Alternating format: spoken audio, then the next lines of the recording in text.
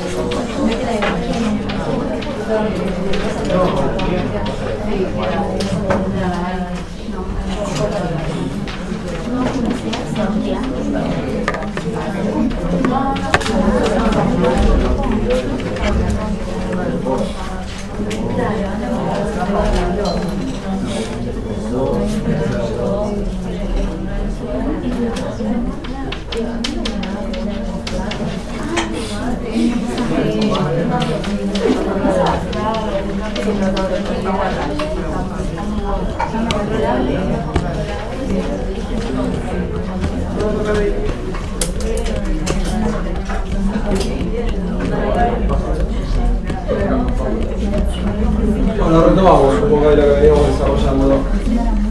¿Fecha de parcial definimos? ¿No definimos? ¿Cuál es la situación? ¿Nunca definimos fecha de parcial? No. ¿Había fechas estimativas o ninguna? ¿Cuáles eran las estimativas? 13 y 20. A ver. 13 menos 7, 6 nos quedaría una clase.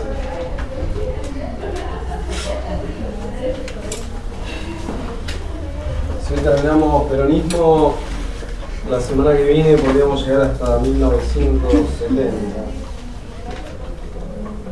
A ver, estamos en condiciones de tomar el primer parcial del 13. Estamos en condiciones. Depende de ustedes, ¿cuándo lo quieren tener? ¿El 13 o el 20? Ya lo creo que lo hablamos. Si lo tenemos el 13 o el 20 van a entrar los mismos textos. Los textos que ingresan para el primero van para el segundo. Es una semana en beneficio de ustedes, ¿no? No sé cuándo lo prefieren tener. El 20. El 20. ¿Estamos de acuerdo? A ver, Sí. escucho más voces del 20. Levanten la mano los del 13. Los del 13, como 13, ¿no? Vamos por el 13. No, 20. No, el doctor Fes. El doctor Fes. El 20 son las finales. ¿Perdón? La semana del 20 son las finales. Me parece que es antes. Sí. Pero las finales. Sí. A ver, ¿quedó el 20? Sí. Quedó el 20. Ya igual hablamos, no, la cuestión interparcial después la vemos, vamos al 20, el día 13 que sería la última clase interparcial, definimos los temas, después procesamos, yo le digo las preguntas, esto ya lo hablamos. A aquella compañera o compañero que no pueda venir directamente el día 20 porque rinde un final, ¿se acuerdan que hablamos? Por eso, porque arriba un final, o porque está festejando un cumpleaños, o porque está pasando el mejor momento de su vida.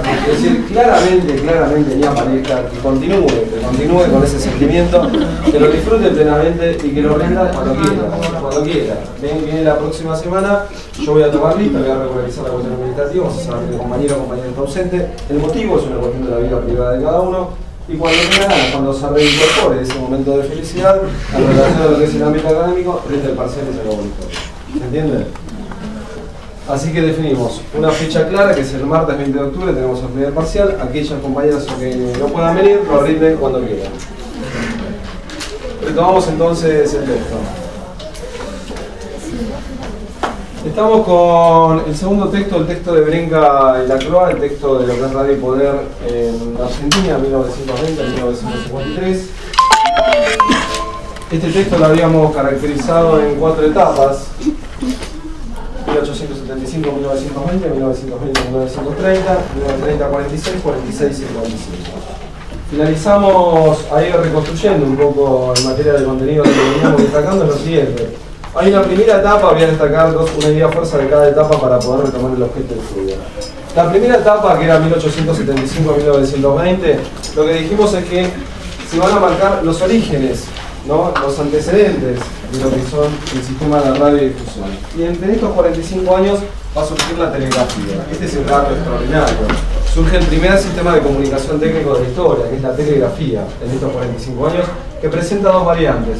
Una variante alámbrica y después aparece la variante inalámbrica. Entonces, el primer dato es el surgimiento del primer sistema de comunicación técnico, la telegrafía. El segundo dato que destacamos es que quien tomó la iniciativa, el posicionamiento de desarrollar este sistema histórico va a ser el Estado. Destacamos que el Estado toma una iniciativa para desarrollar el primer sistema de comunicación técnico, que es la telegrafía. Al mismo tiempo destacamos que este sistema telegráfico pudo ser de alguna manera constituido a través de dos variantes. Una variante política, que es la generación de una norma jurídica, que es la histórica Ley 750 y medio de 1875, y por otro lado una variante económica que se produjo a través del financiamiento de préstamos otorgados por el Reino Unido de Gran Bretaña y actualmente Irlanda del Norte. Este es el dato extraordinario, ¿no? Y en este contexto surgieron 3 normas jurídicas que son complementarias al sistema telegráfico y al sistema telefónico. Le dijimos que era la Ley 750 de medio de 1975, la Ley 4408 de 1904 y la Ley 9127 de 1913. 3 normas jurídicas requieren que son complementarias a este periodo. Entonces, el origen, la telegrafía, y con una intervención del Estado. La sociedad y el mercado ausente de este primer sistema de comunicación técnico. La segunda etapa, 1920-1930, la caracterizamos a través de una idea estructural, que va a ser el desarrollo de la radiodifusión. Aparece el origen y el desarrollo de la radiodifusión. De lo que destacamos fundamentalmente en estos 10 años es que la radiodifusión sonora, como segundo sistema de comunicación, no va a surgir a partir de una iniciativa del Estado, sino que va a surgir a partir de una iniciativa social. La primera etapa, en 45 años, el Estado planificando, en el marco de lo que dijimos, el Estado liberal oligárquico. En la segunda etapa hay una carencia absoluta de planificación del Estado y surge una iniciativa social que posibilita la radiodifusión sonora. Aparece la radiofonía sonora a través de esta experiencia social, y el dato extraordinario es que en estos 10 años la radiodifusión sonora se va a caracterizar por la aparición y por la desaparición de las estaciones de radiodifusión. Es decir que el desafío que tiene el sistema de radiodifusión fundamentalmente es comprender cuál es el motivo y la finalidad de la existencia de la radiofonía. No queda muy claro cuál es el rol de la radiofonía. En ese contexto las radios aparecen y desaparecen principalmente por la carencia absoluta de un sistema de financiamiento. Hay una carencia de un sistema de financiamiento que origina este dato histórico, es la aparición y desaparición de las radios. 1920 y 1930. Y el Estado ausente. Aparece el Estado ausente en este periodo histórico. De hecho es un periodo que está caracterizado por la ausencia de normas jurídicas. Destacamos 2 normas jurídicas sin numeración en relación a las fechas.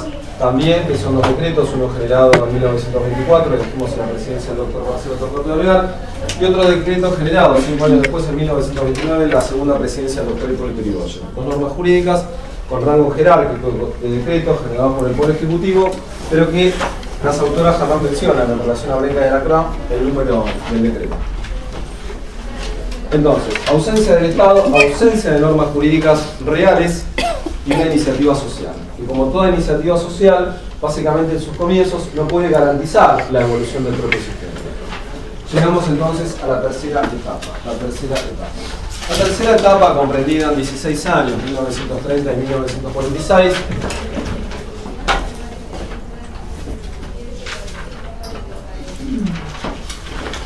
va a caracterizarse a través de la idea fuerza,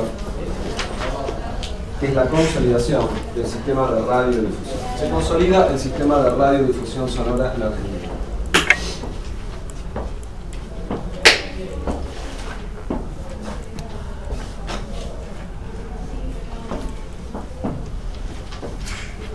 Es una etapa realmente muy interesante, porque fíjense que en 16 años, que es un intermedio de las dos etapas, la primera 45, la segunda una década, acá tenemos 16, en estos 16 años recordemos lo siguiente para entender la primera idea estructural que está apareciendo acá.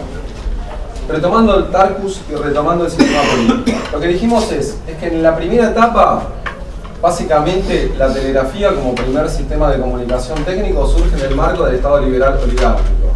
En la segunda etapa, la radiofonía, en concordancia con el Estado democrático liberal, una ampliación del concepto de participación, surge la radiodifusión como iniciativa social. Es decir, en un Estado rígido que se constituye de arriba hacia abajo, se genera la iniciativa de la telegrafía. En un modelo de Estado donde se amplía la participación social, aparece esta iniciativa social, reitero que es la radiofonía sonora. En la tercera etapa, lo que vamos a tener en 16 años son diversas variantes de intervención del Estado, que fue lo que habíamos mencionado, ¿no? Tenemos diversas variantes, que las recordamos rápidamente, para entender la primera idea estructural de esta tercera etapa. Las diversas variantes de intervención del Estado que tenemos rápidamente son las siguientes. 1930 a 1932, lo que habíamos destacado en relación a la experiencia de nuestro país es que tenemos el primer sistema de gobierno de facto dictatorial, tenemos la primera dictadura militar en la Argentina contemporánea. Entre 1930 y 32 tenemos, reitero, 2 años de la primera dictadura militar contemporánea correspondiente al general Félix Uriburu. Aparece, reitero, el general Uriburu 1930-1932. Después lo que dijimos es que entre 1932 y 1943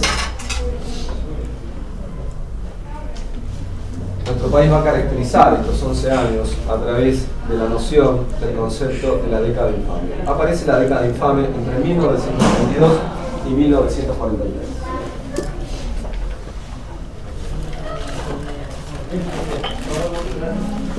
Y finalmente, entre 1943 y 1946, los últimos 3 años de este periodo, destacamos la segunda dictadura militar,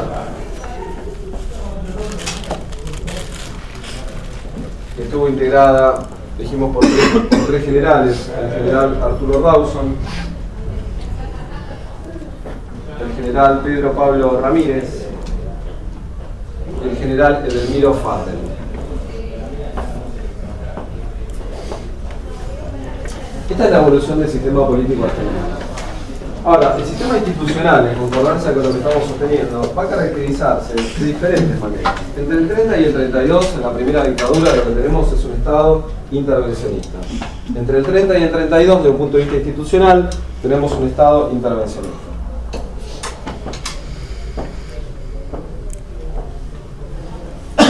Caracterizado fuertemente sobre la concepción burocrática autoritaria.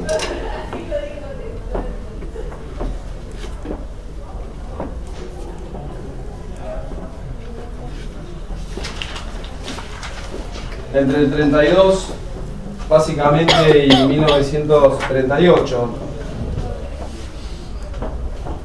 tenemos un Estado intervencionista benefactor.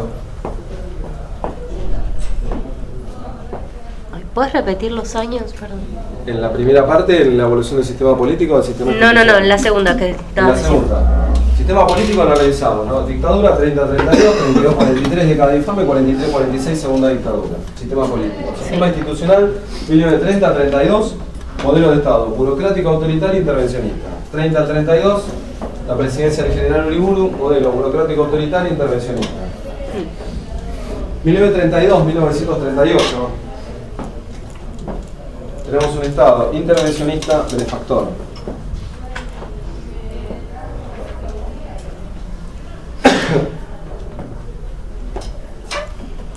En la dimensión económica, el Estado benefactor, reitero, en la dimensión económica de manera amplia y en la dimensión política de manera relativa.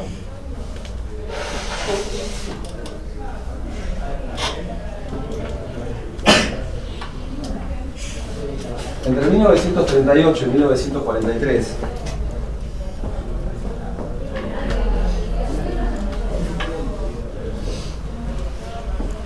tenemos un Estado intervencionista,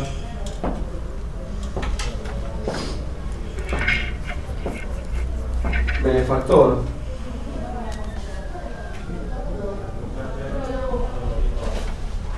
donde la dimensión política y económica fueron relativas.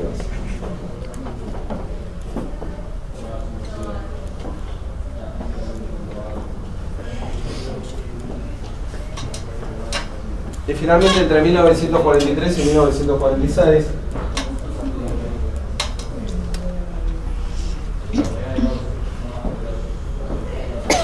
tenemos los orígenes del Estado populista, nacional, social o popular. Entre 1943 y 1946, finalmente, reitero, tenemos los orígenes del Estado populista, o también caracterizado como el Estado nacional, social o popular.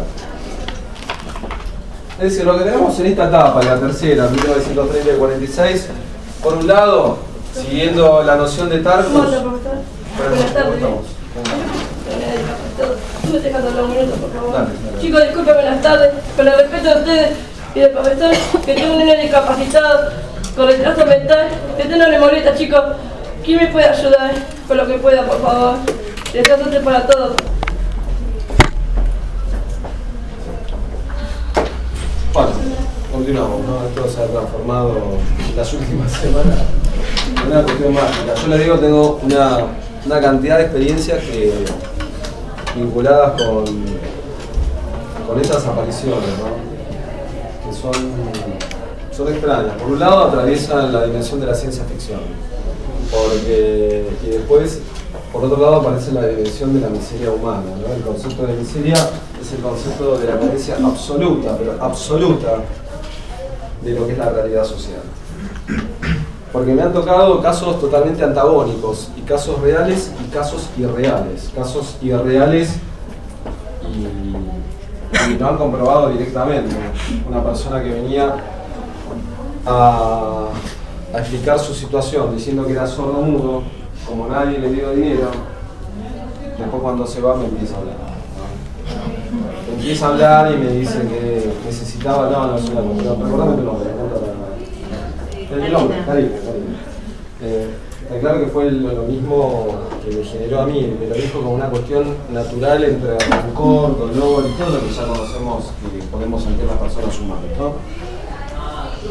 Esto por un lado, ¿no? Y después por otro lado sí realmente hay casos que son concretos, que son reales, que son perceptibles. Es decir, a ver, esto no es el Yuna, esto no es una escuela de teatro. Pero digo, hay gente que tiene una capacidad de actuar que es extraordinaria, Y ha tocado. Yo tengo una visión primero totalmente amplia, ¿no? Totalmente amplia.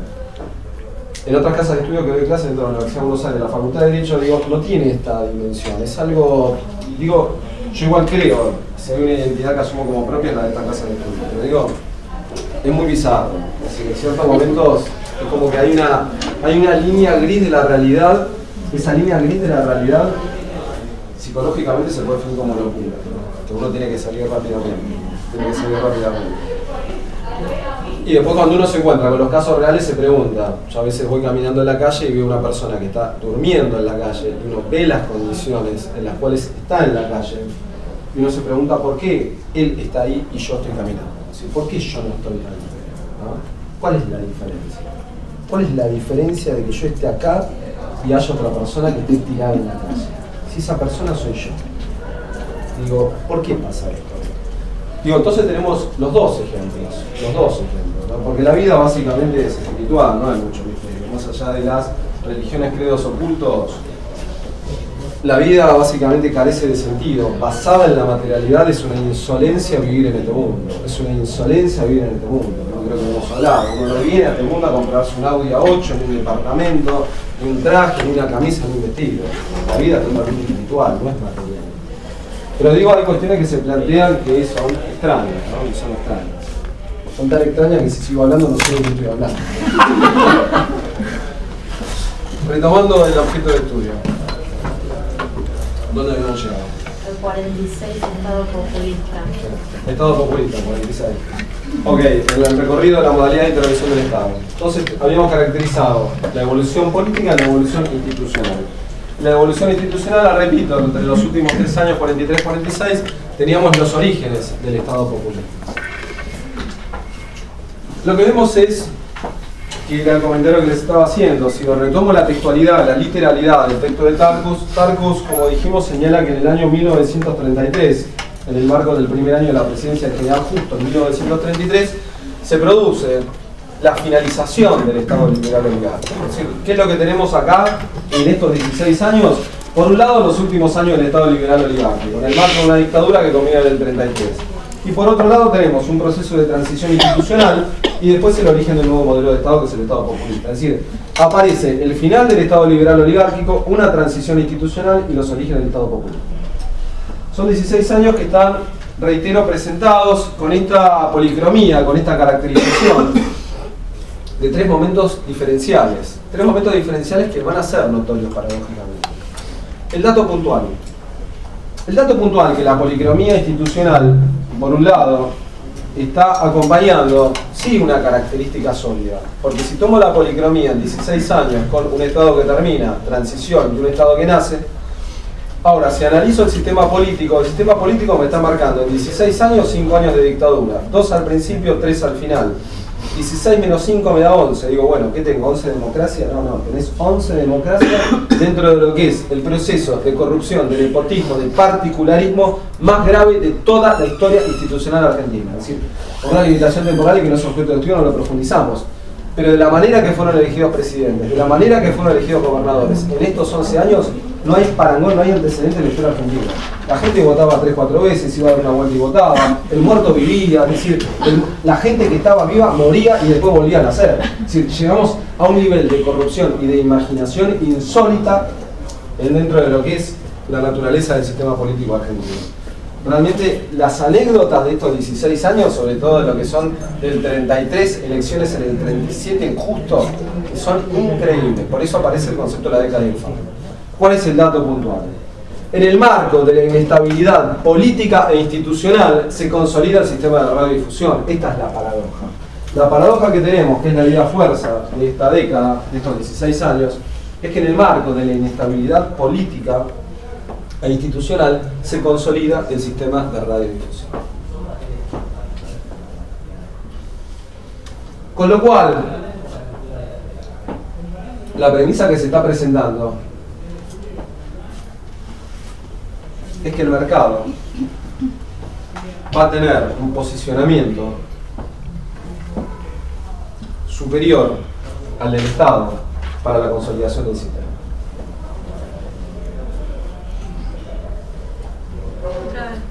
Es decir, ¿cómo se consolida el sistema de radiodifusión? Por la intervención del mercado.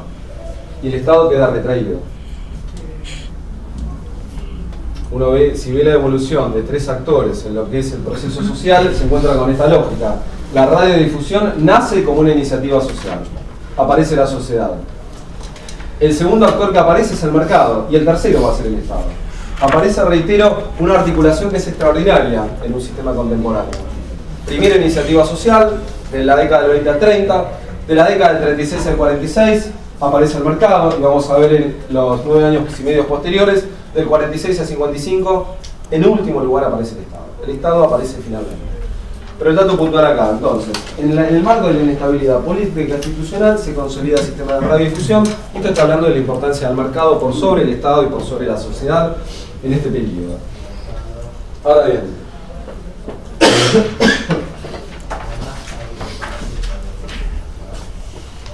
este es el primer dato. La consolidación del sistema de radiodifusión entre el 30 y el 46 se basó, por un lado, a través de la generación de normas jurídicas que fueron formales, no reales. Reitero, la consolidación del sistema de radiodifusión está sostenida sobre dos variables. Por un lado, la aparición de normas jurídicas formales y no reales. Y la segunda variable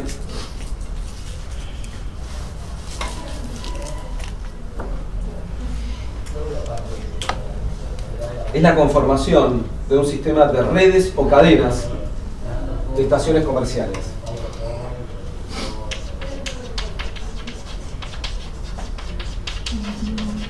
De redes o cadenas.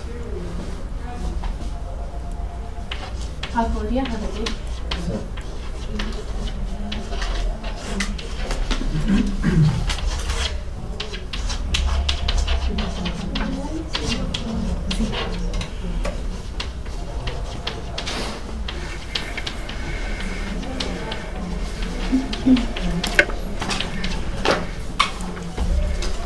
Decía, la consolidación del sistema de radiodifusión está basado sobre dos variables. La primera variable es una variable jurídica, donde dijimos que se generan normas jurídicas que son formales, pero no son reales, que ahora las vamos a desarrollar brevemente. Y la segunda variable es una variable que se refiere a la infraestructura, ya que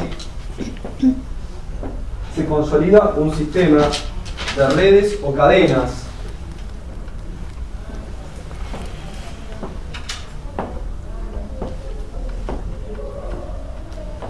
que integran a las estaciones de radiodifusión.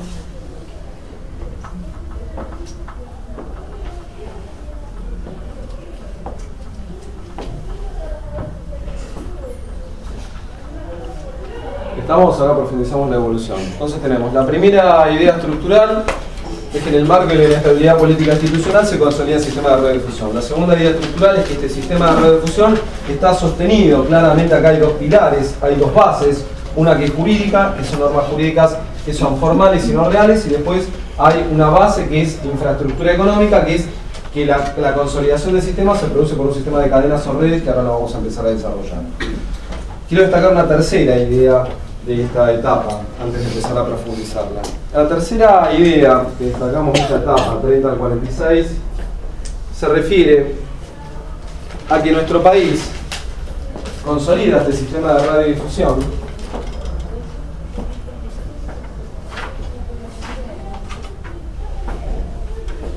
a través de la influencia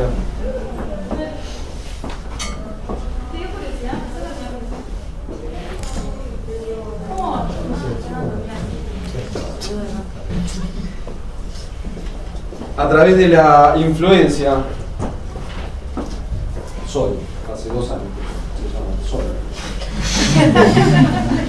A través de la influencia del servicio de radiodifusión norteamericano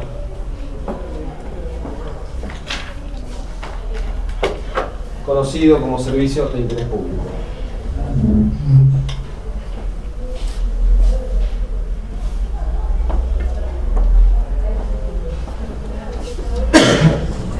Es decir, este es el tercer dato, que es un dato realmente importante mencionarlo. Es que el sistema de radiodifusión que vamos a desarrollar a grandes rasgos, el sistema de radiodifusión argentino, se consolida basándose en la influencia norteamericana, que tiene un modelo conocido como el servicio de interés público. Cito a las autoras hacen referencia en relación a lo que estoy mencionando. Las autoras hacen referencia a uno de los investigadores ingleses más importantes en materia de lo que es la estructura de propiedad, que es Graham Murdoch. Graham Murdoch señala, Graham Murdoch Va a hacer referencia a que en el mundo, estamos en la década del 30 y del 40, hay dos sistemas de radiodifusión consolidados, ¿no? Que haciendo una nota al pie complementaria del Servicio de Interés Público norteamericano. Es decir, nuestro país toma la influencia norteamericana, pero la pregunta es, ¿tenía otra influencia para tomar? Sí la tenía, sí la tenía. Y las autoras mencionan a Murdoch describiendo el sistema de radiodifusión consolidado en el sistema internacional.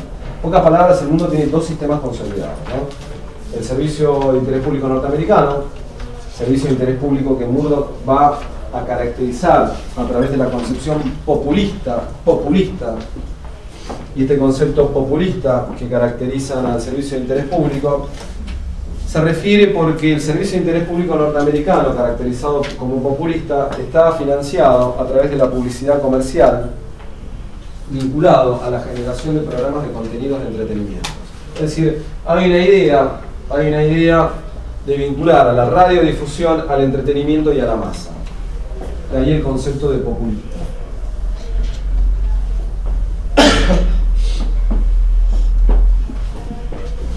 Este es el primer modelo, ¿no?, del norteamericano. Y el segundo modelo, que está citando Graham Murdoch, es el modelo del servicio público europeo,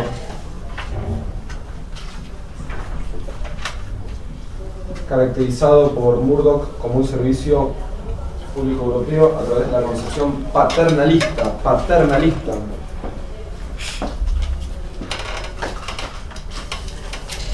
Porque quien financia el modelo de radiodifusión es el Estado.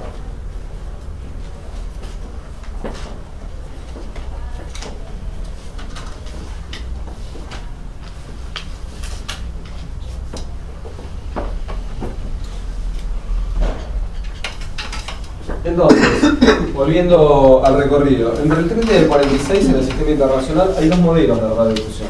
Por un lado, América del Norte, país hegemónico Estados Unidos, generando un modelo de radiodifusión comercial. ¿Cómo se financian las estaciones de radiodifusión? A través de la publicidad comercial. Esta es la lógica. ¿Cuál es el contenido dentro de lo que es las estaciones de radiodifusión de la programación? Aparece claramente el rubro y la temática predominante, entretenimiento.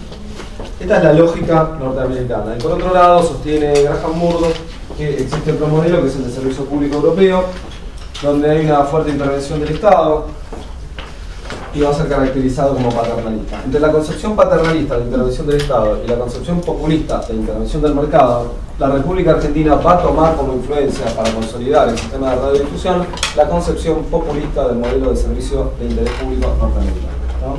Esta es la tercera idea estructural. Ahora bien, vamos a destacar las principales normas jurídicas, la primera variable para comprender la segunda, que es la consolidación del sistema de redes.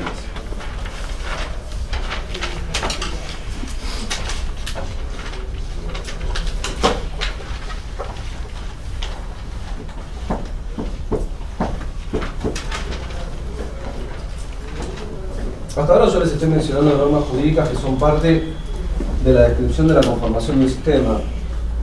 Yo después, cuando veamos la pregunta del parcial, les voy a decir cuáles son las normas jurídicas importantes. Las que son importantes son las que desarrollo, las que no desarrollo son complementarias para comprender cómo se va consolidando el sistema.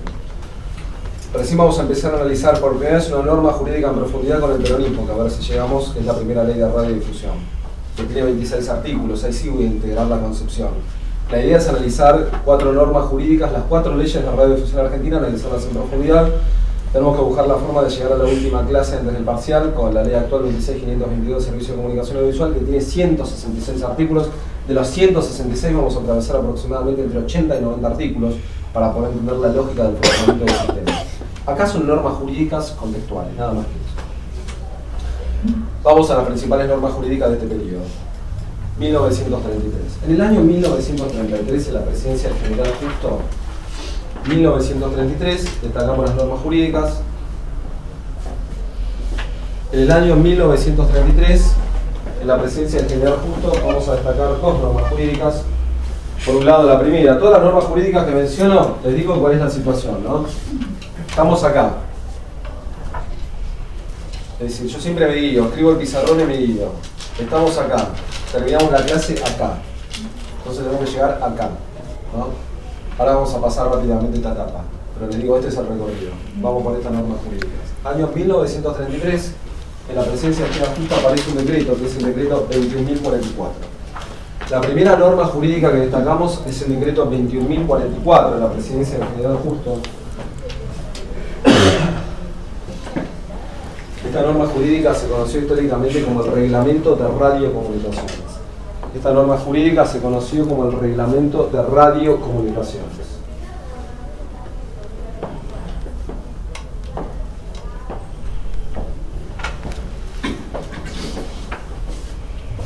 Esta norma jurídica tuvo como finalidad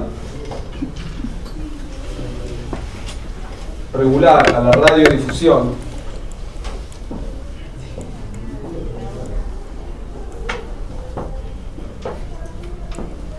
en materia de contenidos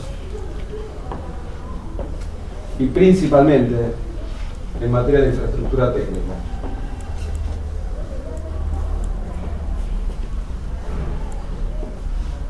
Materia de contenidos y principalmente en materia de estructura técnica.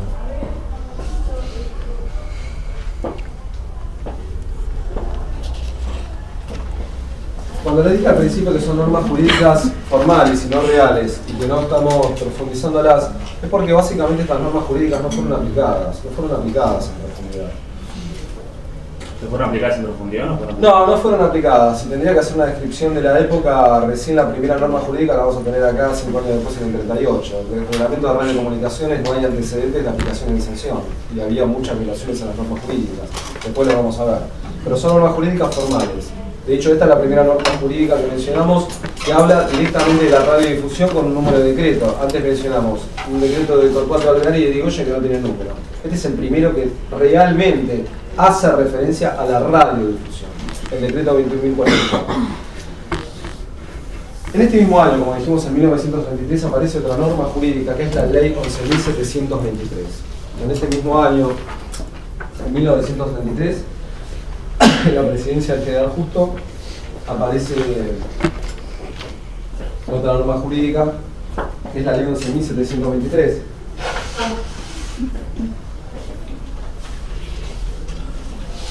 Esta es una ley histórica que... Dos cuestiones como nota al pie. Primero digo la temática, ¿no?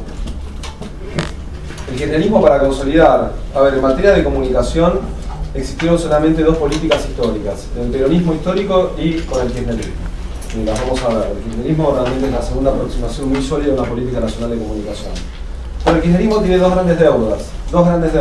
Cristina Fernández de Kirchner, la actual jefa de Estado de nuestro país, se está retirando de la gestión de gobierno con dos grandes deudas en materia de regulación de comunicación y telecomunicación.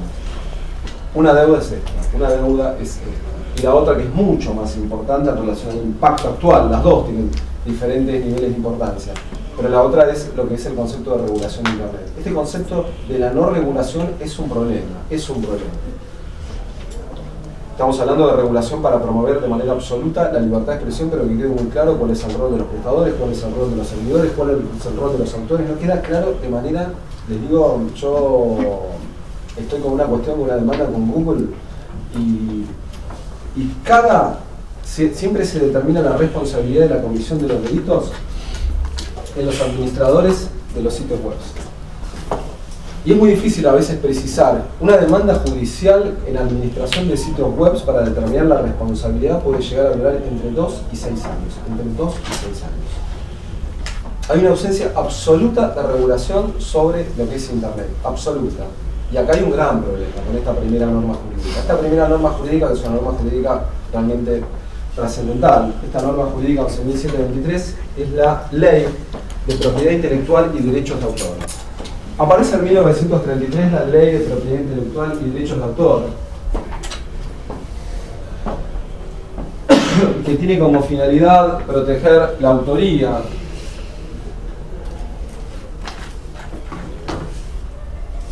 de la obra o creación literaria, artística o musical, ¿no? Aparece la idea de que el Estado va a proteger la autoría de la obra literaria, artística o musical. Y fíjense que no la vamos a profundizar con esos objetos de estudio, pero yo creo que esta casa de estudios se debe claramente a un seminario. esta ley es digna de un seminario. Es una ley porque el impacto que tiene, por la cantidad de actores que están participando, por la cantidad de modificaciones. Actualmente esta ley está en vigencia, en 1933. Desde 1933 hasta el 2015 ha tenido 38 modificaciones, casi 40 modificaciones. Modificaciones que son parches, Es la misma lógica de lo que sucedió con la ley de radiodifusión argentina del 80. Eran parches, del 80 hasta el 2009 había parches. De 116 artículos hubo 43 modificaciones. Recién se naturalizó una nueva ley en octubre del 2009 con la ley de servicio de comunicación audiovisual. Pero la modificación, derogación o sustitución son parches, no arregla absolutamente nada. Y esta ley de propiedad intelectual y derecho de autor, reitero, por primera vez el Estado tiene la dimensión de lo que es la creación y de la persona que crea. Tiene una finalidad de protegerlo, ¿no? Pero al mismo tiempo tiene una finalidad de generar una nueva figura delictiva, conocida como el plagio. Esta ley, 11.723, va a regular el plagio por primera vez en la historia argentina.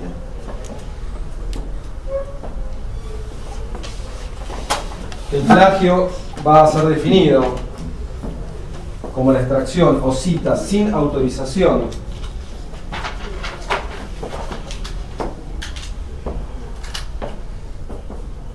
del autor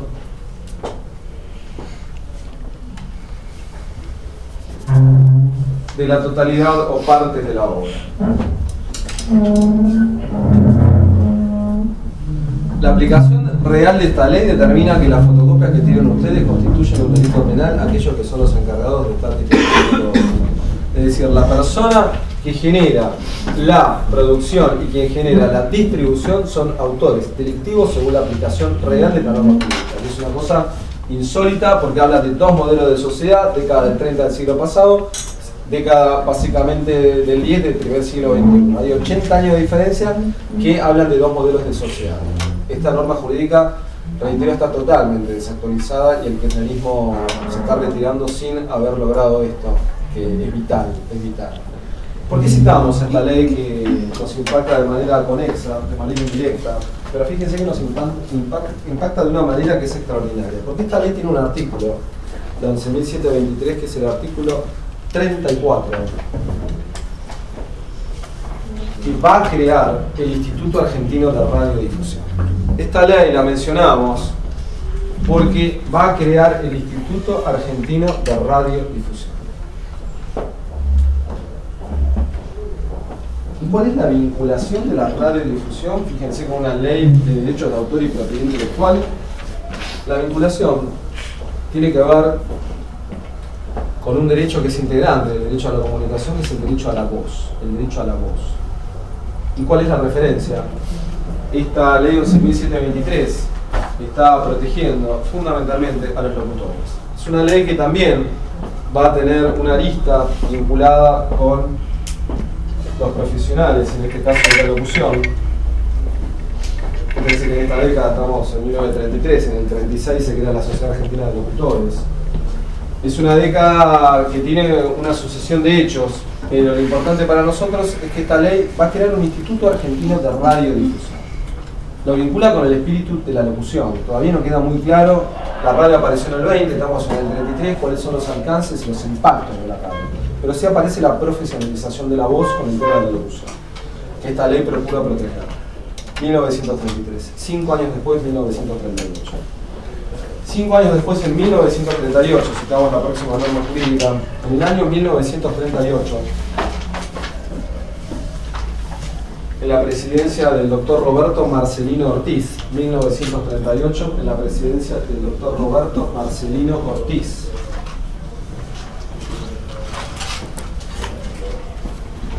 Va a firmar el primer mandatario, el jefe de Estado, el presidente de la Nación, el doctor Ortiz, va a firmar el decreto 7.695.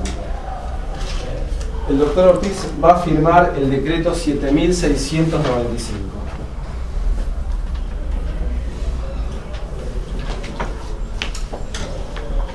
¿Te sorprende lo que dije del sordo no?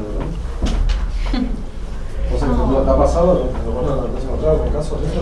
Acá un chico una vez en el estado de periodismo se sentó como cualquier alumno detrás de la profesora y la profesora se puso incómoda y no sabía qué hacer con la situación hasta que, bueno, lo dejó tranquilo hasta que el chico se cansó y se fue. O sea, un chico que era así, un chico de la calle. ¿Vos viniste la semana pasada? No estuviste, bueno, tuvimos, hice el comentario porque fue el segundo hecho seguido que tenemos. La semana pasada apareció un chico que se puso una posición budista de rezo ante nosotros.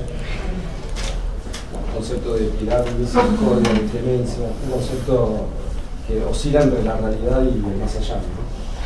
Pero no, por ahí me he encontrado con varios casos. El concepto de la puerta abierta es un concepto complejo, ¿no? El concepto es de la puerta abierta. Pero digo, porque había un caso muy conocido en esta facultad, ustedes no llegaron, creo que a cursar por los años que tienen, donde había una persona que estaba internada en el neuropsiquiátrico de Borda. Una persona que tenía una particularidad. La persona se escapaba textualmente, se evadía, se iba de su institución, la reclusión, se escapaba y tenía una sola finalidad del escape de él. La finalidad era venir acá.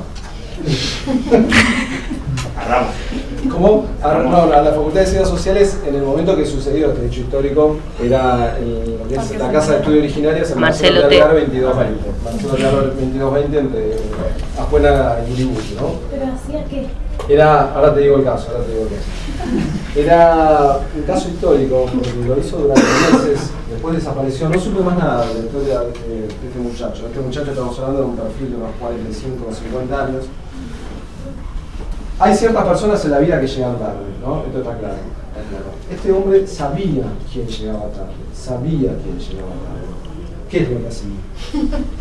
Todavía no terminan de entender hacia dónde va la historia, ¿no? Lo que hacía,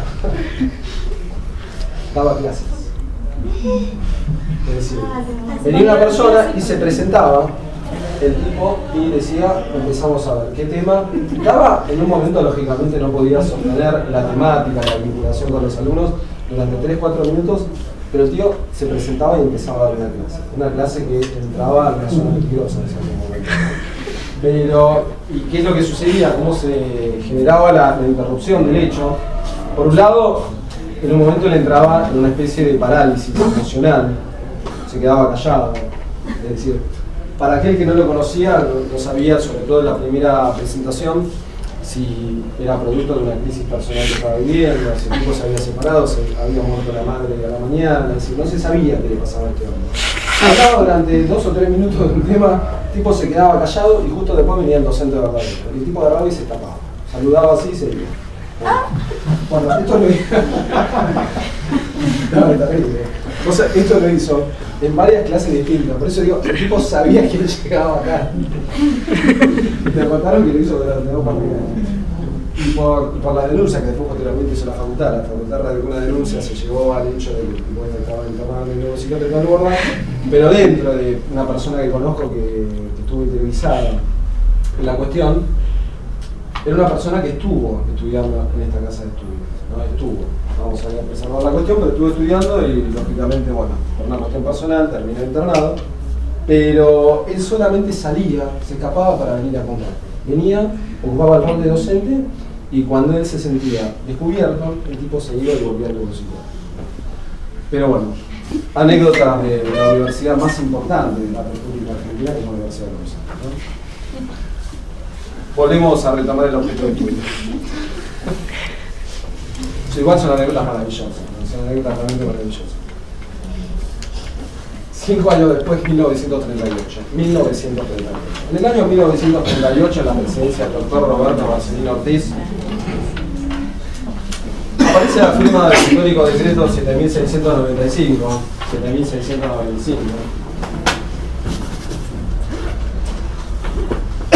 Este decreto va a establecer la creación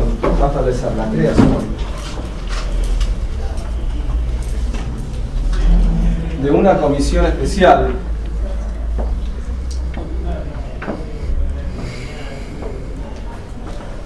para realizar un diagnóstico del servicio de radiodifusión argentina.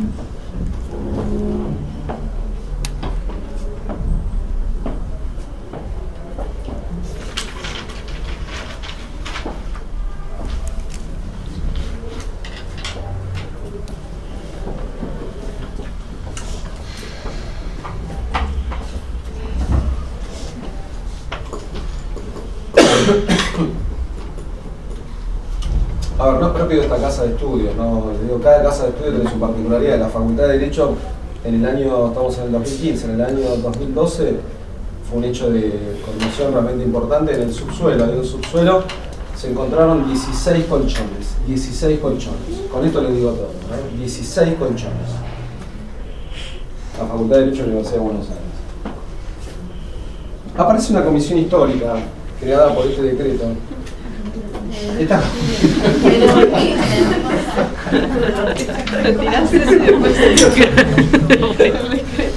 No, da lugar a una multiplicidad de interpretaciones. Todas las interpretaciones posibles con el colchón sucedían en la Facultad de Derecho de la Universidad de Buenos Aires durante varios años.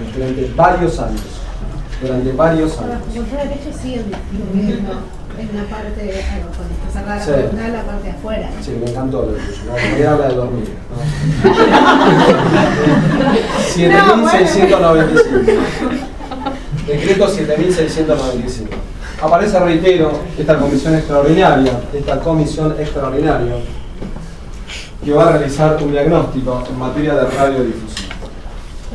Esta comisión, 7.695, creada por este decreto, va a ser conocida como la Comisión del 38. Esta comisión va a ser conocida como la Comisión del 38, por el año de referencia de la firma del decreto.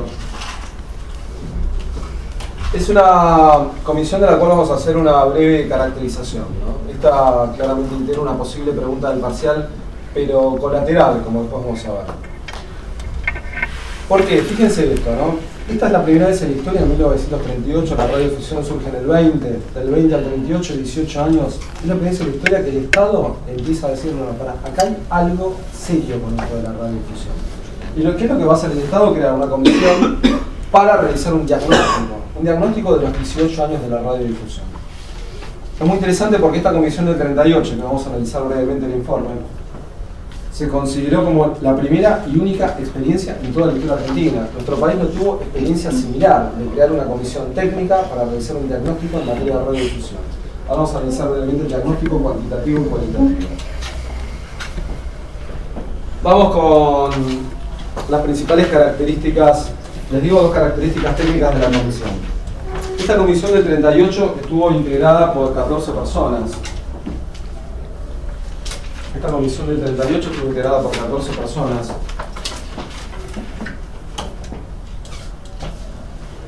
Referentes de la telegrafía, la telefonía y la radiodifusión.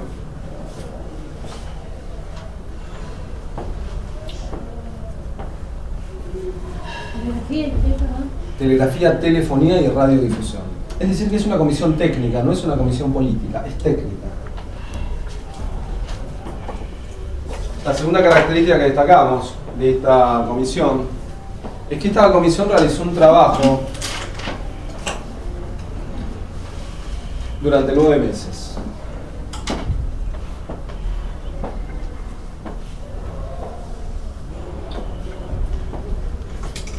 Analizamos brevemente el diagnóstico de esta comisión del 38. Básicamente la comisión del 38 preparó el informe en 9 meses. El informe está estructurado en dos partes. Una primera parte es el diagnóstico, después las propuestas. Vamos a analizar rápidamente el diagnóstico y mencionar las propuestas más relevantes. El diagnóstico, la primera cuestión del diagnóstico. La comisión del 38 va a realizar, la comisión del 38, la primera, punteamos una serie de directrices, ¿no? La comisión del 38 va a realizar un análisis comparativo de todos los sistemas de radiodifusión internet. La comisión del 38, reitero, analiza comparativamente todos los sistemas de radiodifusión del mundo.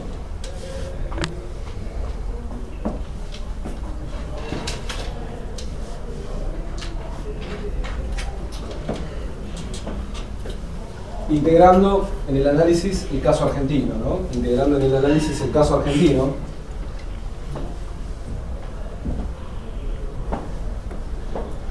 del cual, ¿no?, de este último, del caso argentino, establece las siguientes caracterizaciones. Las caracterizaciones vamos a integrarlas primero en un análisis cuantitativo y después un análisis cualitativo, ¿no? Tenemos un análisis comparativo internacional, integrando el caso argentino, llevo al caso argentino, aparece un análisis cuantitativo y un análisis cualitativo. Vamos a análisis cuantitativo brevemente.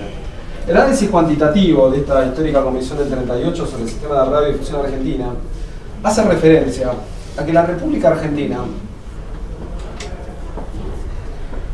consolidó, como veníamos diciendo, un sistema de radiodifusión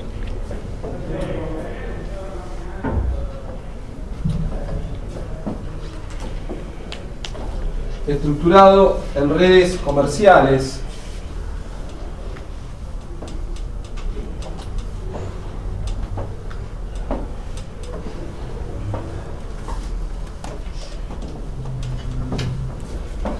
que eran las siguientes. Bueno, nuestro país tenía 3 redes comerciales. Hay un sistema triádico acá de redes comerciales que las menciono. La primera red comercial es LR1. Les digo esta lógica para entenderlo, ¿no? Porque la voy a repetir y para entenderlo porque esto es clave, porque acá empieza después la disputa y la tensión con el peronismo. El sistema de radiodifusión, lo que teníamos del 20 al 30, que las radios de manera individual aparecen y desaparecen. Entonces, ¿cuál es la lógica? Que empezaron a darse cuenta los propietarios de radios. La única manera de no desaparecer es integrándose al otro, porque de manera propia no puedo subsistir. Entonces, me integro y me asocio a otra radio. Y así nos asociamos muchas, pero ¿cuál es la lógica? Si estamos todos en igualdad de condiciones, lo que van a hacer es buscar a alguien que sea predominante sobre ellos. Y aparece el concepto de la red basado en el modelo norteamericano, donde va a haber una estación de cabecera. La red está integrada por una estación de cabecera, hay una nave insignia de la red, más o y, es decir, hay una conjunción de un conjunto de estaciones repetidoras o retransmisoras. Este es el concepto de la red. Tengo una estación cabecera más un conjunto de estaciones retransmisoras o repetidoras. ¿Se entiende la lógica? Hay una cabecera, que es la más importante, que acompañan un conjunto de estaciones retransmisoras o repetidoras. ¿Este sistema se sigue dando hasta, o se sigue dando hasta? No, en menor dimensión, pero sí perduró por lo menos hasta el año 1994, que lo vamos a ver hasta la primera presidencia de Carlos Menem. A ver, el sistema actualmente es un sistema monopólico y oligopólico, donde si vos tomas las 275 empresas de lo que es el grupo Clarín, tiene una nave insignia, la nave insignia, claro, exactamente. Volvemos rápidamente. Aparece el concepto de red. Una estación cabecera más un conjunto de estaciones retransmisoras. ¿Se entiende el concepto teórico? Porque ahora les empiezo a definir las redes. Voy a definir las 3 redes que está hablando la Comisión del 38 y después la Comisión del 38 va a realizar el mapa de medios, cuantitativamente. Ahora se los complemento. Vamos con las 3 redes. Primera red. La primera red, dijimos, es LR1, Radio El Mundo, más, el concepto de más de símbolo básicamente es un concepto de conjunción, pongan I, pongan la idea que ustedes tengan como referencia, ¿no? Una cabecera más un conjunto de estaciones que acompañan. Radio El Mundo más la red azul y blanca. La red azul y blanca estaba integrada por 11 radios. Este es el mapa que después voy a mencionar rápidamente de la época. El mapa de la época de la Comisión del 38 está hablando de LR1, tiene 12. Son la cabecera 1, que es el mundo, más 11, da 12. ¿Me siguen? Esto ahora lo vamos a ver rápidamente. Pero el dato hasta ahora que destacamos es conjunto de estaciones de redes comerciales. Tenemos 3. La primera es LR1, Radio El Mundo, más la red azul y blanca. La segunda es LR3. La segunda red, LR3, Radio Belgrano.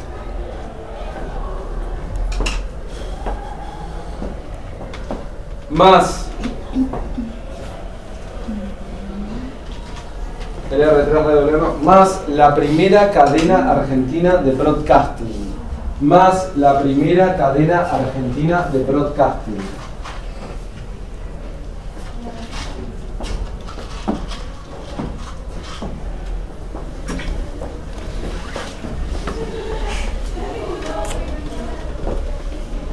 Se los digo que después lo reiteramos. Tenemos Radio Belgrano es una, la primera cadena argentina de broadcasting eran 20 radios, en total son 21. La primera red 12, la segunda 21. La tercera red El concepto de red es similar al concepto de cadena, se habla de red o cadena. La tercera red o cadena es LR4, Radio Splendid, LR4 Radio Splendid.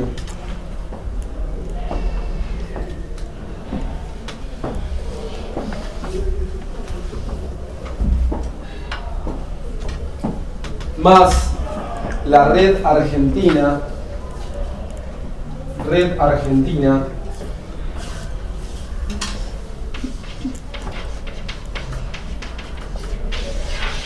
de emisoras Splendid, conocida como RADES, Red Argentina de Emisoras Splendid.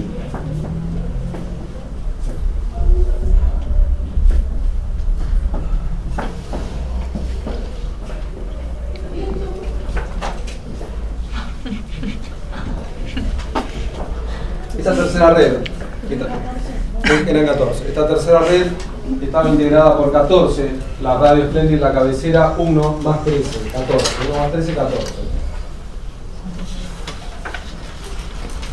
Esta es, reitero, la estructura por la cual se fue consolidando el sistema de radiodifusión argentina. La primera característica que destacamos del diagnóstico. La segunda característica que destacamos rápidamente de este diagnóstico es que la Comisión del 38 establece un mapa de medios de la época. Esta Comisión del 38 establece un mapa de medios de la época. El mapa de medios señala que en la República Argentina existen 64 estaciones de radiodifusión. El mapa de medios señala que en la República Argentina existen 64 estaciones de radiodifusión, integradas de la siguiente manera. Ahí se los escribí en el margen inferior izquierdo del pizarrón. Yo no sé si lo llegan a ver, vos se lo repito. ¿Llegan a ver algo o no se ve nada? Como se lo digo. Vamos a la 64. LR1, que ya sabemos que es 12. LR3, 21. LR4, 14. LRA, ¿vamos hasta ahí? Sí. 12, 21, 14. LRA, aparece otra cuarta cadena que no hicimos mención, porque es la cadena del Estado. Es decir, la Comisión del 38 va a integrar el concepto de cadena como un concepto de red institucional, no de red comercial. Aparece, reitero, una cuarta red, que es una red institucional, que es LRA. LRA, que es la cadena estatal, va a estar integrada por radio del Estado, LRA, más 7 emisoras. Perdón, más 8, son 9 en total. LRA, radio del Estado, más 8, son 9 en total.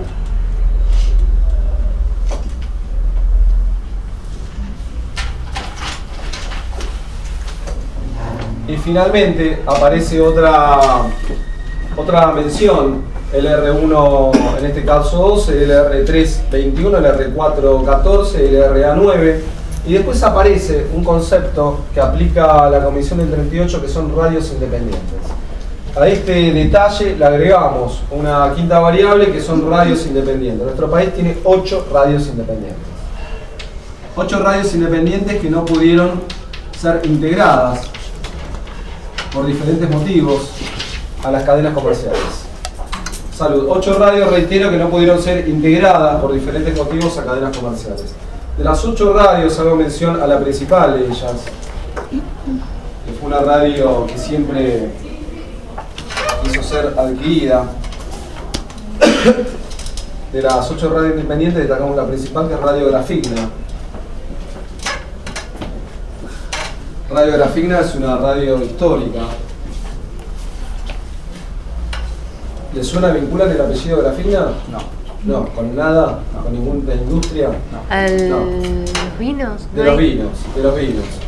La familia Grafigna es una de las principales familias históricas productoras de vinos de la zona, en este caso de San Juan, de nuestro país, que ahora tiene bodegas también en Mendoza. Y es una de las, dentro de lo que es la conformación de la zona cuyana argentina, es la radio más importante, es una radio histórica. Aparece, reitero, dentro de las 8 independientes destacamos la existencia de la familia Grafigna, que por lo que estamos viendo, esta familia tiene una capacidad económica para mantenerse al margen de la conformación de la estructura metropolitana que se estaba realizando. El dato puntual, si sumamos 12, 21, 14, 9 y 8 nos da como resultado 64, ¿no? Nos debería dar como resultado. ¿Da 64? No, no me diga que no, porque se me cae. ¿No da 64? Sí. No, tiene que dar 64. 12, 21, 14, 9 y 8. ¿Da o no? No, por eso, si sumamos...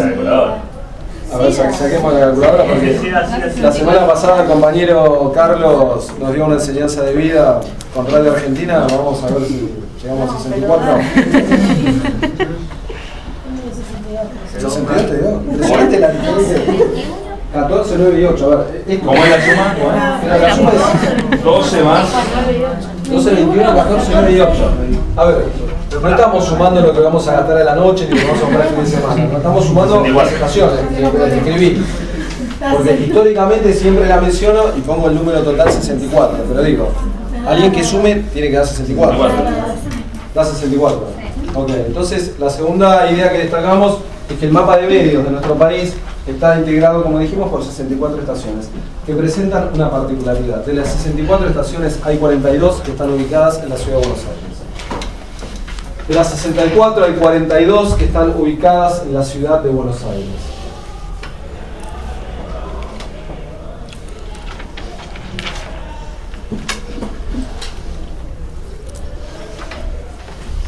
Con lo cual, la estructura de propiedad que se está generando en nuestro país es una estructura de propiedad privilegiando el sector privado. La Comisión del 38 empieza a señalar que esta descripción del mapa de medios está determinando la estructura de propiedad privilegiando al sector privado, porque de las 64 la cuenta es muy sencilla. 64 menos 9, ¿cuánto nos da? 55. 55. De las 64 hay 55 estaciones que son privadas, que son comerciales. Entonces hay una estructura de propiedad del sistema de medios primaria de radiodifusión que está privilegiando claramente al sector privado por sobre el sector estatal. Nuestro país empieza a generar un sistema de estructura de propiedad privada. Un sistema de estructura de propiedad privada que con el esquema de 64-42 nos está marcando que este sistema de estructura de propiedad privada está trayendo aparejado un proceso de concentración económica, política y geográfica. La segunda característica que destacamos es que esta estructura de propiedad está trayendo un proceso de concentración política, económica y geográfica del sistema de radiodifusión. Es decir, que hay una élite económica, hay una élite política y están todas las radios concentradas, las más importantes en la ciudad de Buenos Aires.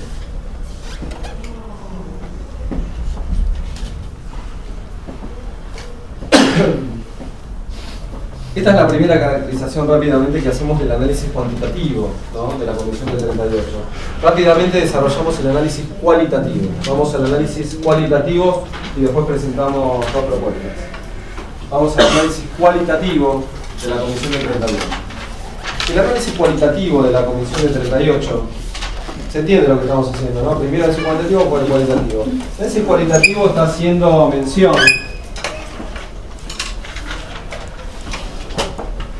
a la caracterización de los contenidos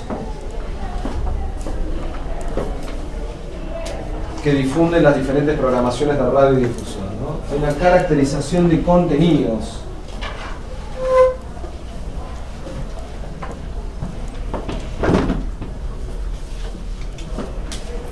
Y hay un esquema realmente que es muy sencillo.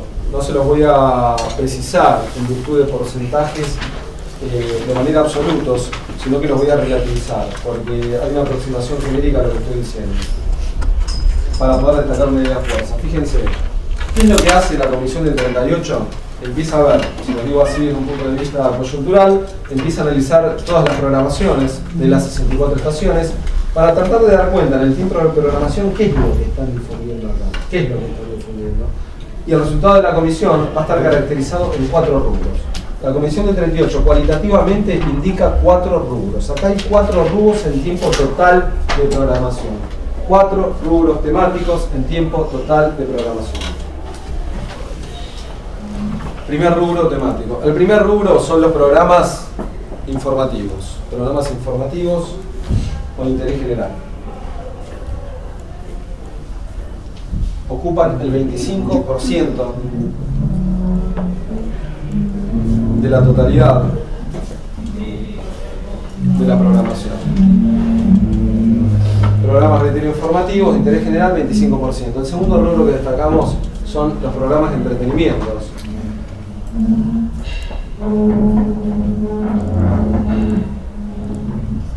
Los programas de entretenimiento ocupan un 27%. Programas de entretenimiento, 27% del total de la programación. El tercer rubro que destacamos, programas musicales. Se refiere a difusión de orquesta grabada y orquesta en vivo. Las orquestas históricamente iban a las estaciones de radiodifusión. Difusión de música grabada y música en vivo. Tenemos un 23%. Y el cuarto rubro es la que sostiene a los anteriores, es la publicidad comercial. El cuarto rubro, publicidad comercial, 25%.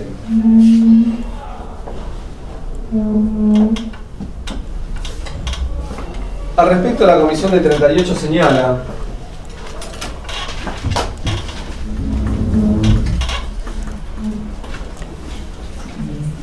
que se destaca una carencia.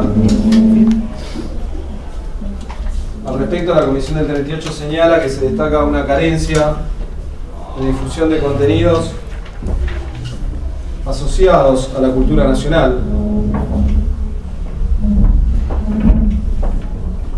y que predomina relativamente los contenidos en materia de entretenimiento.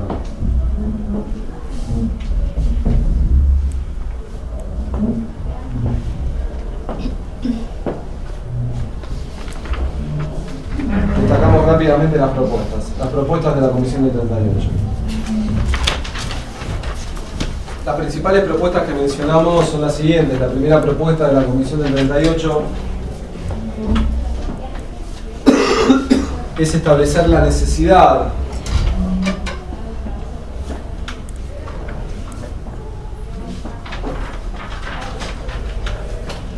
de que nuestro país tenga un sistema de radiodifusión cuya estructura de propiedad sea mixta, no privada, mixta. Reitero, establecer la necesidad de que nuestro país tenga un sistema de radiodifusión cuya estructura de propiedad sea mixta, integrada por el sector privado, pero también por el sector público, en igualdad, mixta, privado y público, ¿no? Privado y público. En igualdad de participación. Pasamos de una construcción histórica, de un sistema privado a un sistema mixto. Primera propuesta. La segunda propuesta... ¿Quedó claro? Sí. Sistema mixto, no vamos con el sistema mixto. Esta es la propuesta concreta, ¿no? Público-privado, público-privado. La segunda propuesta es la necesidad de desarrollar una política de radiodifusión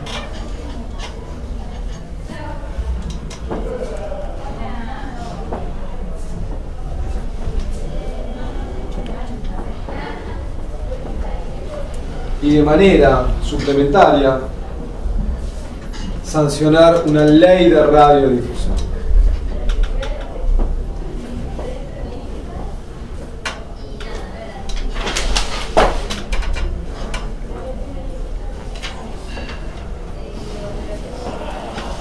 La tercera propuesta de la Comisión del 38 es crear un impuesto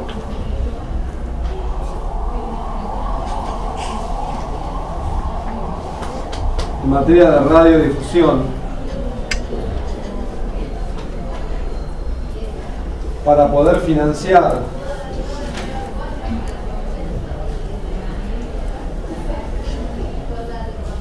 la estructura de propiedad estatal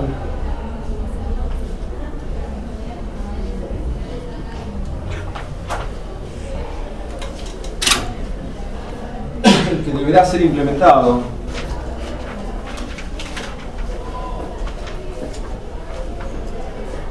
el impuesto, incorporándolo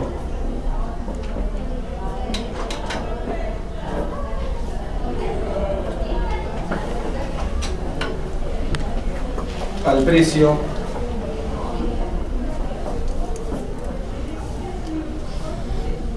de venta del producto de los aparatos de radiodifusión. Es decir, al precio del valor de la radio capilla se le incorporaba un impuesto. Y el destino de ese dinero, que sobrevaluaba el valor del producto, iba destinado al Estado, y el Estado podía generar una estructura estatal para complementar la concepción privada y generar un sistema mixto. ¿Entiende? Aparece, reitero, el histórico conocido como impuesto al usuario. ¿Quién paga el impuesto? El usuario. Aquellos que compran la radio pagan el impuesto. ¿Quedó claro la comisión del 98? Bien, dos cuestiones más antes de partir.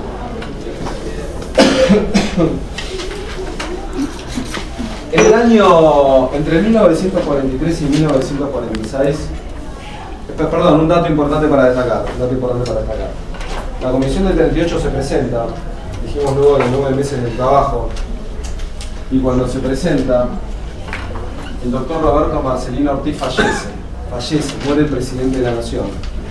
Y al morir el presidente de la Nación, en ese entonces, los resultados de esta comisión nunca fueron implementados. Es una comisión histórica que realizó un diagnóstico, y después, en el marco del fallecimiento del doctor Ortiz, los resultados de esta comisión histórica quedan en el olvido. Por eso hablamos de normas jurídicas formales y no reales. Fue una comisión histórica. Ahora, en la práctica no sirvió para nada, porque nuestro país volvió a la dinámica de la inestabilidad política institucional. En 1943, 5 años después, decimos que se produce el segundo golpe de Estado, ¿no? Se produce el segundo golpe de Estado en 1943, de los cuales quiero destacar 5 hechos extraordinarios que nos impactan a nosotros. En 1943 tenemos el segundo golpe de Estado. Este segundo golpe de Estado va a perdurar entre el 4 de junio de 1943 y el 4 de junio de 1946. Esta segunda dictadura, reitero, evoluciona entre el 4 de junio del 43 y el 4 de junio del 46, 6 años, de los cuales nos van a importar 2 presidencias de las 3 que mencionamos. En estos 6 años dijimos que teníamos 3 presidentes. El general Rawson, ¿se acuerdan que gobernó un día? Después tenemos el general Pedro Pablo Ramírez, que gobernó un año. Quiero hacer mención porque estos 3 años son claves para entender lo que va a pasar ahora. Y después el general Edelmiro Farrell, que gobernó 2 años, ¿no? Ramírez gobernó 43-44 y Farrell 44-46. Ahora, los datos para destacar, fíjense. Por lo que es la duración del ejercicio de la primera magistratura de los 3 años, Rawson duró un día, Ramírez duró un año, y el primer hecho que destacamos va a producirse en el marco de la presidencia del general Pedro Pablo Ramírez. Voy a mencionar 5 hechos, uno en la presidencia del general Ramírez y 4 en Farrell, de los cuales voy a destacar 2 normas jurídicas dentro de los 4, pero que estos 5 hechos, dentro de estos 5 hechos, hay una idea trascendental. Los 5 hechos que vamos a mencionar rápidamente están atravesados por una idea trascendental. Esta idea trascendental, que va a suceder específicamente entre 1943 y 1946, se refiere a que por primera vez en la historia argentina, el gobierno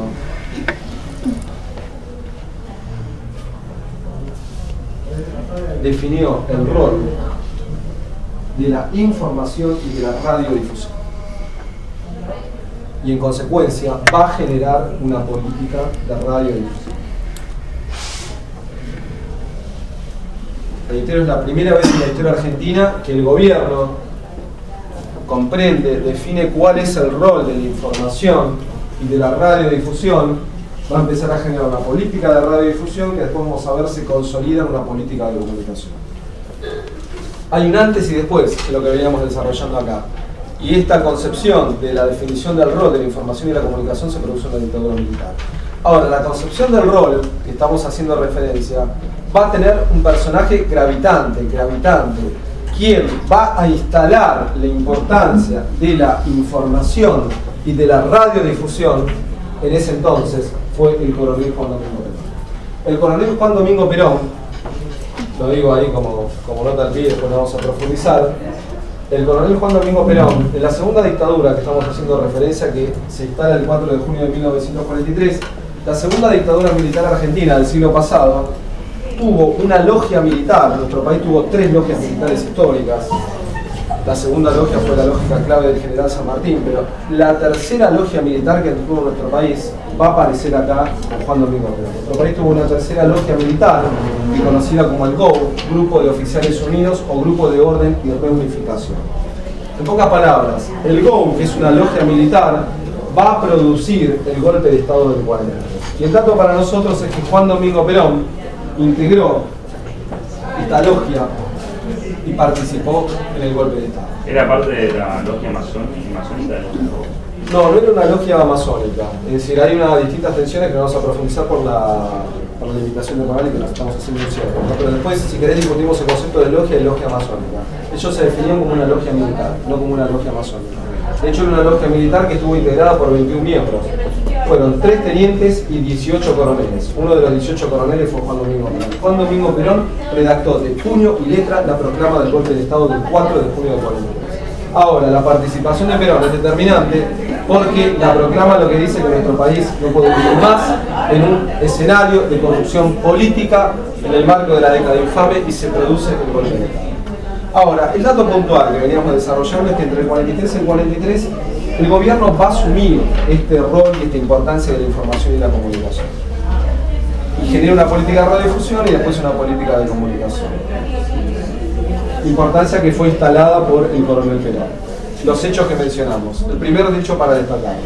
El primer hecho para destacar lo vamos a mencionar en el año 1943, en la presidencia del general Ramírez. 1943, general Ramírez. Empezamos a enumerar los 5 hechos. Vamos a empezar por el primero. 1943, general Ramírez. En 1943, en la presidencia del general Ramírez, va a crearse un organismo histórico que es la Subsecretaría de Informaciones, Prensa y Propaganda. En 1943, en la presidencia del general Ramírez, se crea un organismo del Estado clave, que es la Subsecretaría de Informaciones, Prensa y Propaganda.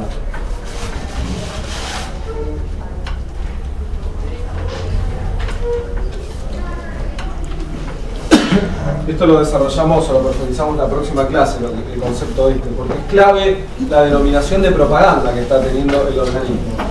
Lo que está sucediendo en este contexto nacional, en el marco del escenario internacional, es la Segunda Guerra Mundial. Hay una Segunda Guerra Mundial que está asociando la información con el concepto de propaganda. Y el coronel Perón, entre el 42 y el 43, estuvo en Italia viendo claramente lo que es la Segunda Guerra Mundial. Y aparece la idea, reitero, de la prensa asociada con la propaganda. Primer hecho 43. El segundo hecho que destacamos. El segundo hecho que destacamos va a ser en la presidencia del general Farrell. Los hechos que vamos a destacar ahora, el de Ramírez es este solo. Los 4 hechos que destacamos van a ser en Farrell. De los 4 destaco el segundo, en relación al primero. Y vamos a hacer referencia al decreto 7618. El general Farrell va a firmar el decreto 7618, 7618.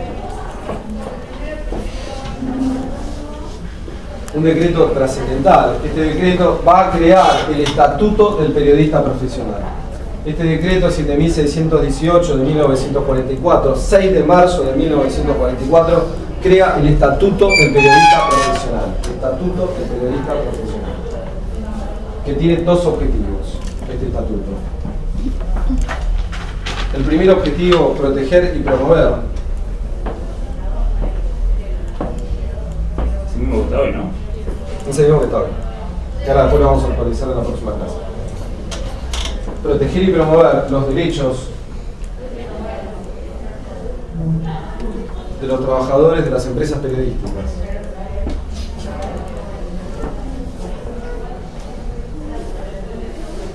Y el segundo objetivo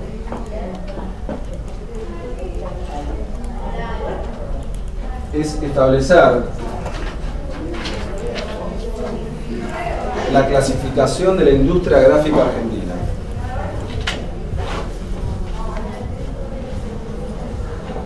A aparece la primera clasificación de la industria gráfica argentina, que no la vamos a profundizar por limitación temporal, pero es una clasificación integrada por 3 categorías, primera, segunda y tercera, que están asociadas a una variable, que es la cantidad de ejemplares que va a distribuir y publicar cada uno de los periódicos de nuestro país. Esta clasificación histórica de la industria gráfica se refiere a los medios periodísticos y a las agencias de noticias. 1944, decreto 7618. Vamos al tercer hecho. ¿Tiene algo que ver con lo de papel prensa, todo esto? ¿Lo de la industria gráfica? No, después lo vamos a ver con Perón, que es interesante conocer lo tuyo. El concepto de papel prensa, que es cómo el Estado asume el control y la distribución de las toneladas de papel para impresión de diarios, empieza a consolidarse a partir del 47, un año después de la presidencia de Perón. Acá la idea es proteger a los trabajadores de los medios. Es la primera norma jurídica que el Estado dice: acá hay periodistas y acá hay que protegerlos. Y esta iniciativa fue promovida por el coronel Perón. El Estatuto del Periodista Profesional es una iniciativa promovida por el coronel Perón. Chao, hasta luego. 1945, año 1945, seguimos con la presidencia de Farrell. 1945. En el año 1945 va a crearse, ahí se los anoté en el margen superior izquierdo porque ya la conocen, va a crearse la Agencia de Noticias del Estado, TELAM. En 1945 aparece la Agencia de Noticias del Estado, TELAM. En su origen fue una agencia básicamente mixta, tuvo una intervención societaria minoritaria del sector privado. Pero lo importante, reitero, es que aparece la creación de la Agencia de Noticias TELAM. La abreviación básicamente de TELAM, la sigla se refiere a Telenoticiosa Americana. TELAM es Telenoticiosa Americana y va a constituirse en la agencia del Estado más importante de la República Argentina. Quien redacta el texto de creación de TELAM va a ser Perón, en un texto histórico, porque Perón va a sostener en la creación de TELAM, fíjense, ¿para qué se crea esta agencia de noticias? Y lo que va a decir, simplemente hago esta mención, es que la Agencia de Noticias Argentina va a crearse para contrarrestar el oligopolio informativo. Esta agencia va a crearse para contrarrestar el oligopolio informativo de United Press International, que era la agencia UPI.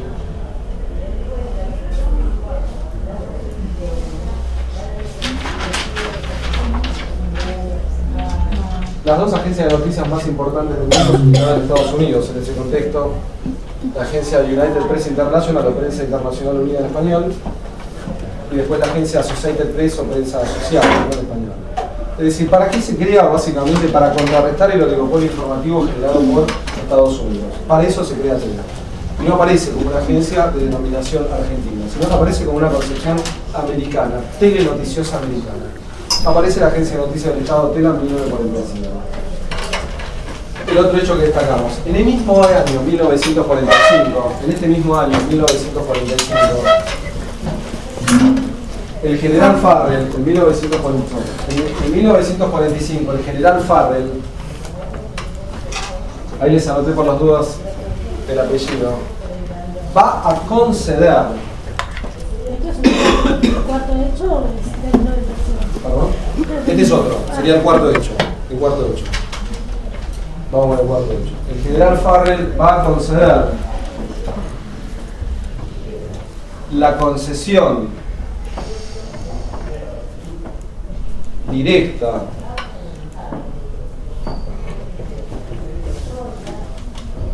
para explotar y desarrollar la televisión argentina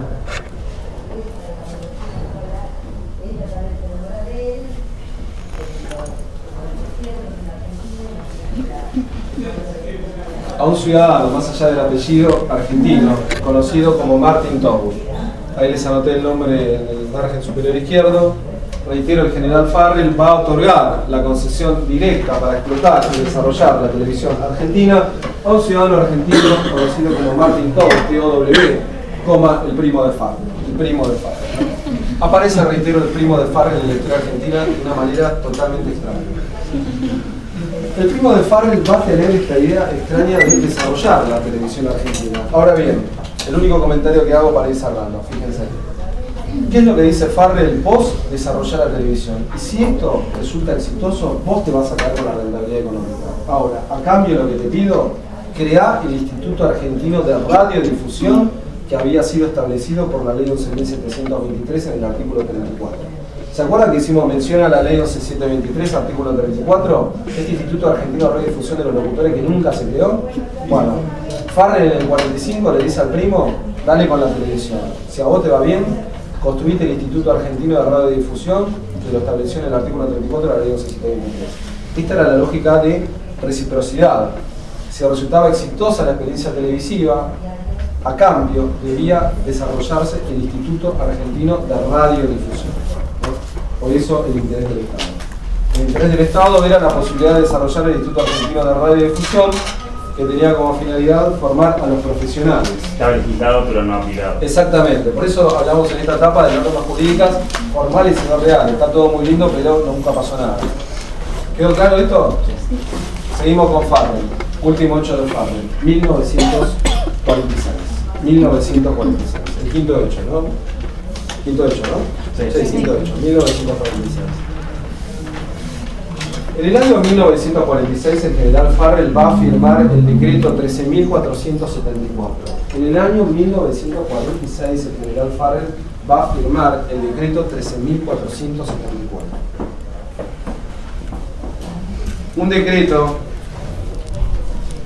si en esta clase tenemos que redondear dos normas jurídicas, de esta no redondeamos ninguna. Acá hay que redondear dos, esta la redondeamos, le ponemos un círculo porque esta es una norma jurídica sensible, la Convención del 38. Y la otra que vamos a reconocer también es este decreto 13.474. Las dos normas jurídicas más importantes que mencionamos hoy son el decreto 7.695 del 38 y el decreto 13.474 del 46. Después les digo por dónde vamos por el parcial, pero por dónde vayamos por el parcial es lo que estamos diciendo acá, no hay nada más que eso. Tienen que saber de qué se trata. Vamos con el decreto 13474/46. Este decreto 13.474 del 46 fue conocido como el Manual de Instrucciones para las Estaciones de Radiodifusión. Este decreto fue conocido como el Manual de Instrucciones para las Estaciones de Radiodifusión. Bueno, vamos a usar Manual de Instrucciones para las Estaciones de Radiodifusión. Este decreto es un decreto realmente trascendental, es un decreto histórico. Este decreto está integrado por 307 artículos. 307 artículos. 307 artículos que lógicamente por el afecto y el cariño que les tengo a ustedes no nos vamos a profundizar. Pero quiero destacar sí una serie de cuestiones. Fíjense, la primera característica de este decreto 13474. La primera característica. Este decreto fue considerada la norma jurídica. Este decreto fue considerada la norma jurídica que alcanzó el nivel más alto de censura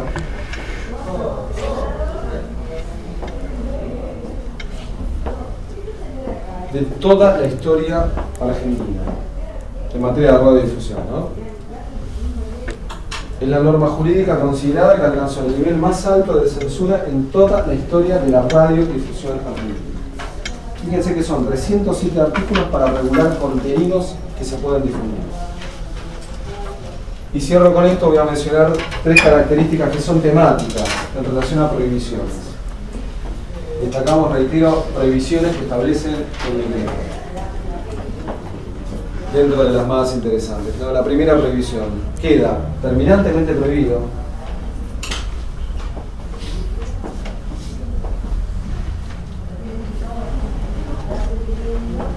crear personajes vinculados a la prostitución, al alcoholismo y a los juegos de azar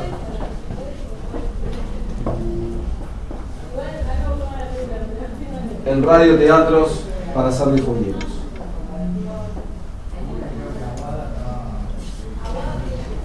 La segunda prohibición que destacamos, voy a mencionar tres nada más. La segunda prohibición, queda terminantemente prohibido difundir conferencias políticas o sociológicas en la radiodifusión.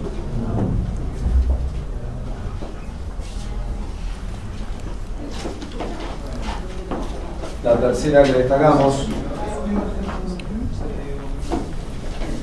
Toda información, y la tercera, vamos por la tercera. Toda información u opinión que se difunda, fíjense, el concepto de opinión es insólito, u opinión que se difunda debe estar acompañada de la fuente originaria de información. Debe citarse la fuente originaria de información. Yo opino y cito también. Una cosa terminar. Sí. Digo la cuarta, que con esto integramos el concepto. La cuarta, con esto cerramos. Fuente originaria de información. Es decir, decimos algo y citamos la fuente. Vale, la Biblia está terrible. La cuarta, vamos con la cuarta y nos vamos. La cuarta. Toda la programación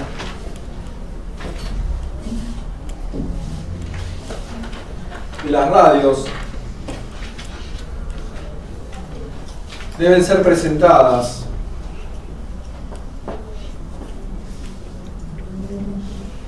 para su autorización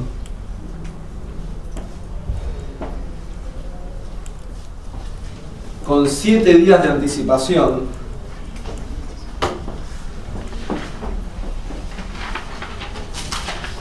ante la Dirección General de Radiodifusión